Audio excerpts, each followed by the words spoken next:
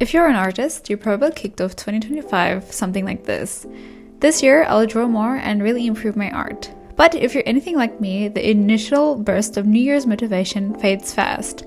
By February, it's back to, I'll just draw later, or I don't really feel like drawing right now, what's the harm of just putting it off? And before you know it, another year has slipped by, with maybe 10 pieces of artwork to show me last year. Here's the truth. Being an artist isn't about waiting for the inspiration to strike. It's not about those rare bursts of creativity. It's about showing up, especially when you don't feel like it. So let's make 2025 the year that sticks, not with the impossible resolutions, but with small, sustainable steps. With the new year in full swing, it's the perfect time to set fresh goals and learn new skills. Luckily, you're never alone in this journey thanks to the thousands of amazing teachers over on Skillshare. This video is proudly brought to you by the kind folks over at Skillshare. If you know my channel, then you definitely know Skillshare by now. It's one of the largest online learning communities for creatives, offering thousands of classes to industry professionals from photography, business, art, music, writing. With the start of the new year, my resolution for this year is to start making comics eventually. Turns out there's so much more that goes into comic making than just the drawing. There's the writing, dialogue, composition, strategies not to burn out. One of my favorite short comic artists, Sarah Anderson, has a class called Creative Webcomics from Sketches to Final Comic. It's a short class, but it shows the process that she goes through to make her comics. It's really enlightening, and although it's short, it really shows you how to kind of get into the groove of making comics. And then a little self-promo, I actually also have a class on Skillshare called Getting Started as a Digital Artist. It's designed especially for the fellow ADHD havers out there. It covers a lot what I teach here on YouTube, but in more detail, and even videos that I haven't covered here yet. So whether you're finally starting the passion project, leveling up your career, or simply exploring a new hobby, there's no better time than the new year to start investing in yourself and make 2025 the year you reach a new level. As a special offer, Skillshare is giving away 1 month free to the first 500 people who use the link in my description box. So if you're interested, definitely check them out. And now onto the video. Here's how you can stop relying on motivation and actually grow as an artist this year, and what you can study this year to actually see the improvements. So here's what not to do. Do not go ham. When you get a spark of motivation, it's easy to jump full force in, but going too hard too fast can lead to burnout. If you try to do all the things at once, painting, realism, studies, every single day for hours on end, you'll quickly run out of steam. If you want to keep the fire going, you need something stronger, which is consistency. But consistency doesn't mean forcing yourself into long, exhausting sessions every day. It's not about grinding until you burn out or hit a creative block. Burnout doesn't just pause your progress. It actually makes it really hard to get started again, which you'll put off, and it'll just become months and months with no art. Number 2 is do not set impossible goals. Sometimes, and I'm also guilty of this, we aim too high because we're too excited and want quick results. But setting goals you're almost certain to fail just leads to disappointment. If you haven't been drawing for months, telling yourself you'll draw for 5 hours every single day just randomly one day is not very realistic, or telling yourself you're going to draw for 6-7 hours every day and do religious studies every day is not realistic. And number 3, allow yourself to make mistakes. Mistakes aren't failures, they're stepping stones. The more mistakes you make, the more you'll learn. So let go of the perfectionism. It's okay if your sketches are messy, or if your studies don't turn out quite as you hoped. Every stroke, every line, every effort adds to your growth. Remember, every professional artist you see, you don't get to see their ugly work. You just get to see the work that they like. Every artist that is really good has thousands and thousands and thousands of sketches that they did not like. Here's what you can do. 1. You can choose consistency over motivation. Inspiration is the spark, not the fuel. If you want to keep the fire going, you need something stronger, consistency. But again, consistency doesn't mean forcing yourself into long, exhausting sessions every day. So what does consistency actually mean? It's about finding balance. It's about understanding what you can commit to daily and follow that through. Maybe it's a quick 10-minute sketch, maybe it's an hour-long study once or twice a week. The key isn't perfectionism, it's persistence, and it's keeping to that persistence. Number 2 is to set doable goals.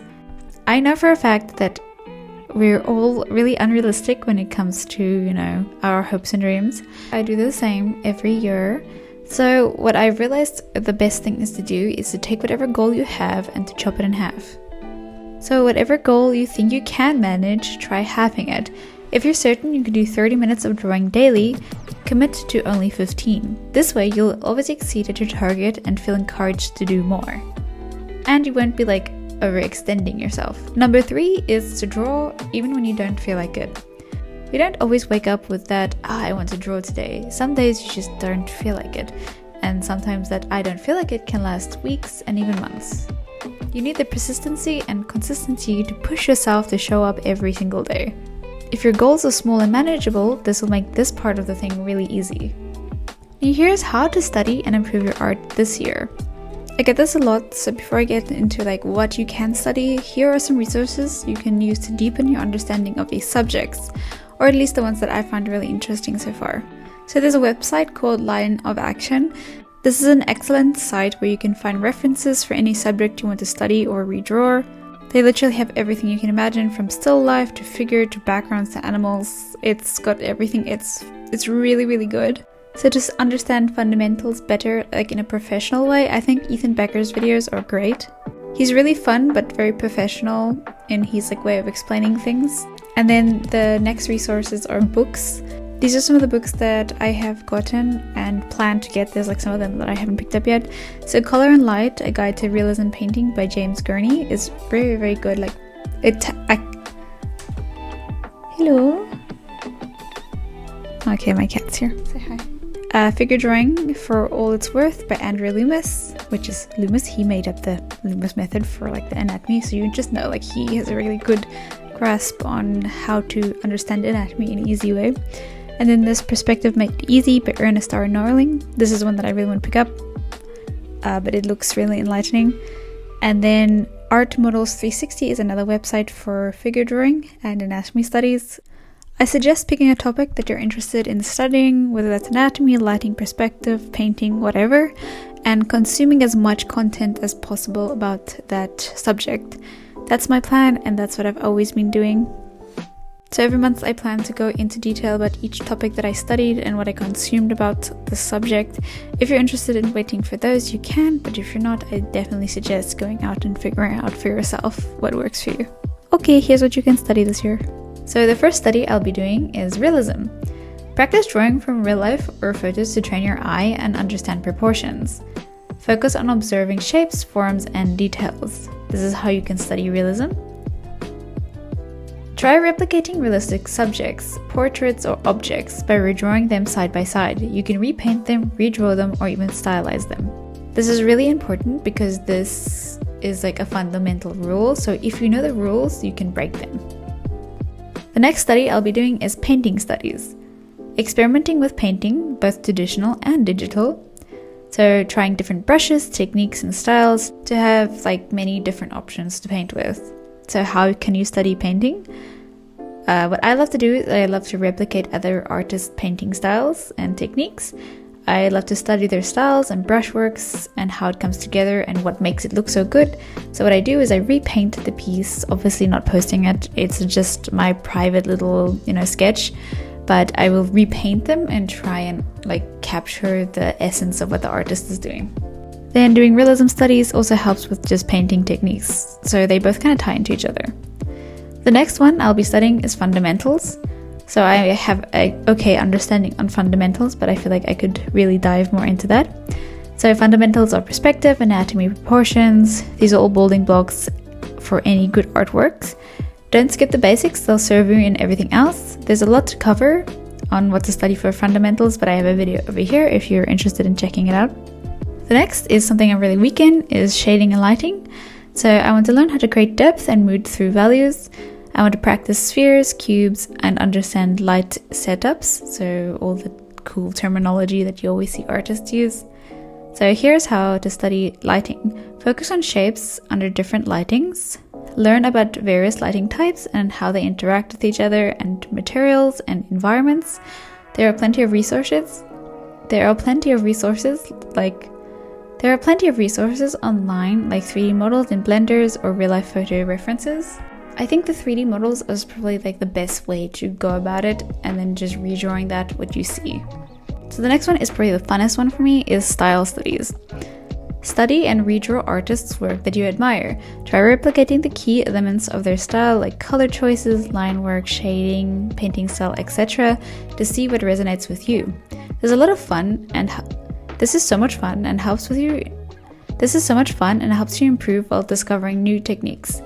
I often redraw my favorite artists' work and try to figure out how to achieve their certain looks.